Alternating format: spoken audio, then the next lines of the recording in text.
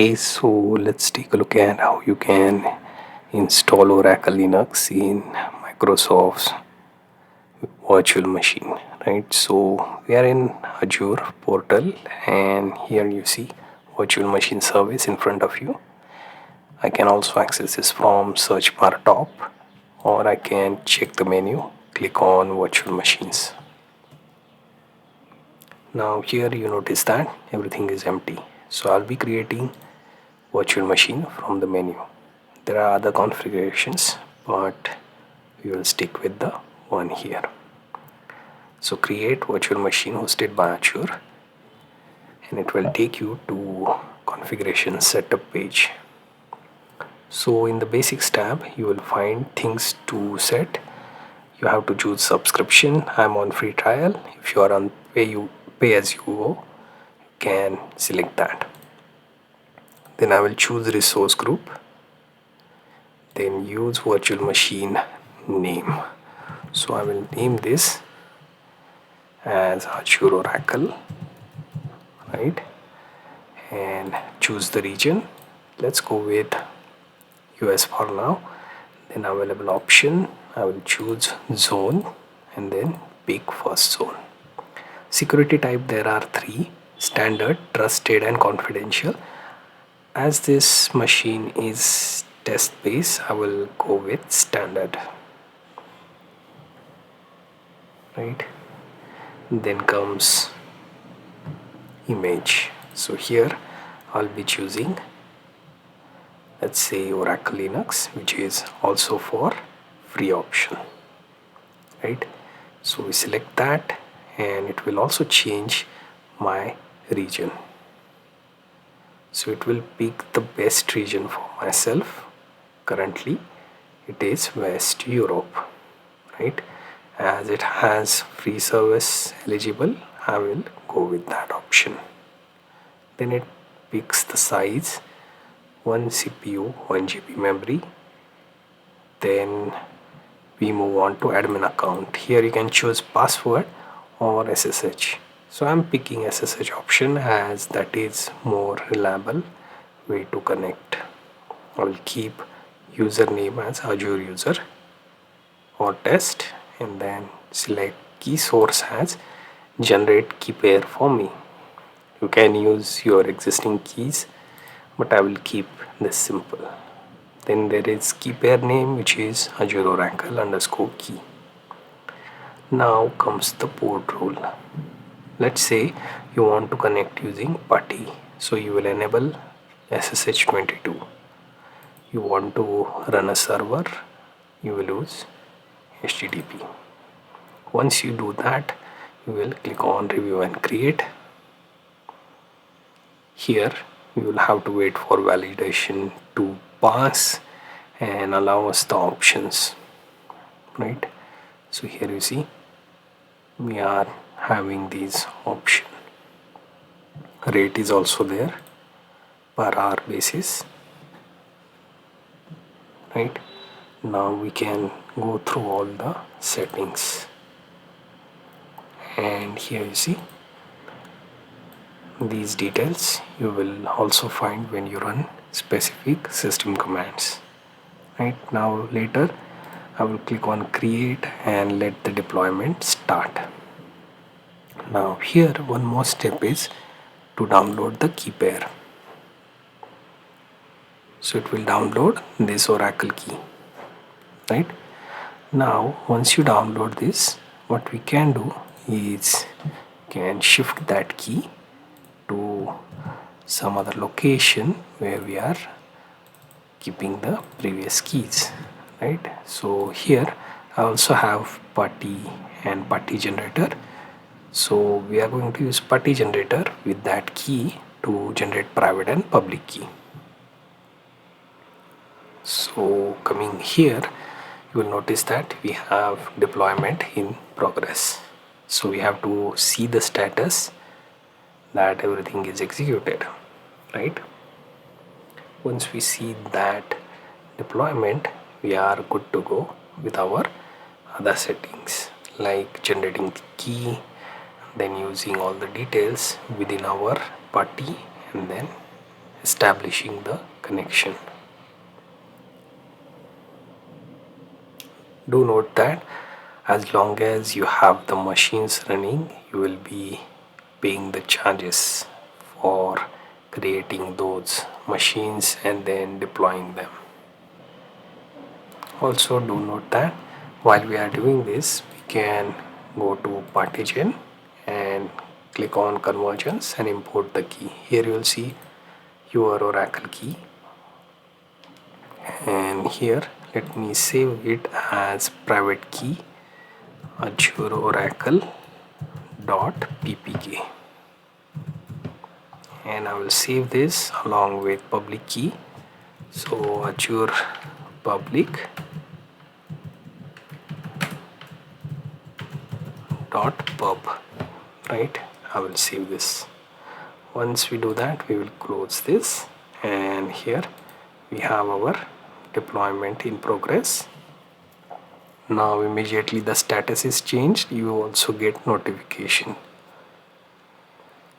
Right, now let's go to the resource and see all the available options.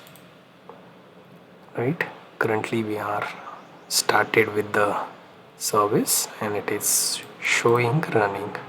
Location is Europe. Public IP is, this is the public IP that we have. So what I will do is I will go and check the party. Here we will be setting things up. First thing, I will copy the clipboard and get the IP address. I will delete the previous Azure setting. So I will pick the Azure Oracle, right? And here I will choose the data. Here I can type in Azure user, or I will use the prompt when required. Then in SSH tab, go to auth and then credentials. Here you can find Azure Oracle private key, locate that and use that. Now go back to session, save the session. Now next would be clicking open. Accept the security alert, and here you have login as, here you type in Azure user, hit enter, and there you see you are connected to Oracle Linux. You can run those queries same like your SUSE Linux, right? So it makes use of actually Red Hat underneath. So I suppose those package managers would be common with Oracle, right? I'm from actually the Debian and Ubuntu background, so I don't use Oracle as such. So in this case, however, you can see that you don't have much options or information. So let's take a look at LSHW if it works. Okay, it does work. It will show you all the hardware details. Right, so some of the commands that we can try here. So ls CPU, yes, it also shows you the CPU. So lshw, then short should show me short info of my computer, right? So here you see your system has 1 GB memory, your Xeon CPU at 2 GHz, right? Ethernet interface and all the options that we have with our virtual machine, right?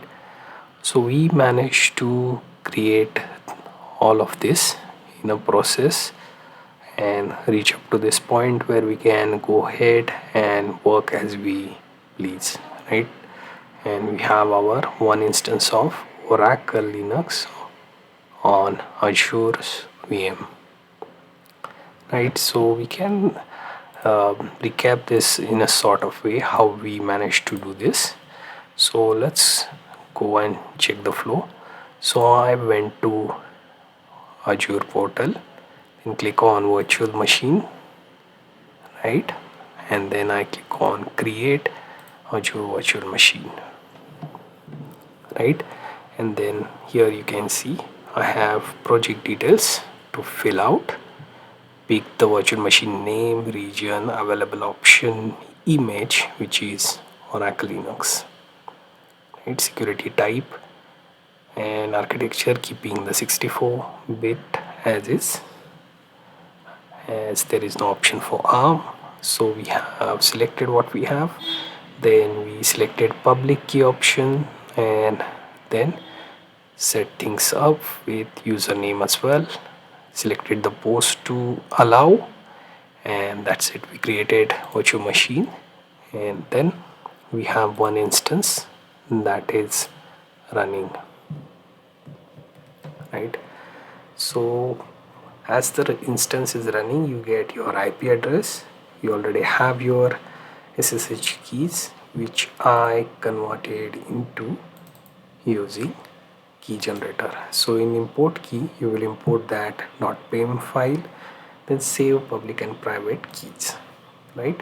And then use party to connect to the server by adding your private key, then your public IP address, and then use Azure user to authenticate.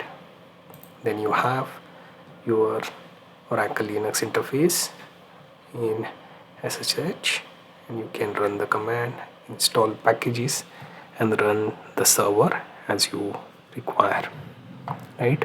So now let's say I want to get rid of this virtual machine. So I will first exit out of our party, then we will have to stop the machine. Once we stop that, we can take few minutes to also delete the machine, right? So here you can see the status is deallocating. Then we get the message that we managed to deallocate the VM.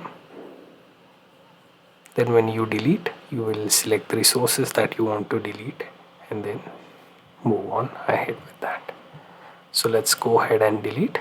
So to show you how that works, it will show you all the resources you have been using. So apply force delete, select all the things that you want deleted and then click delete.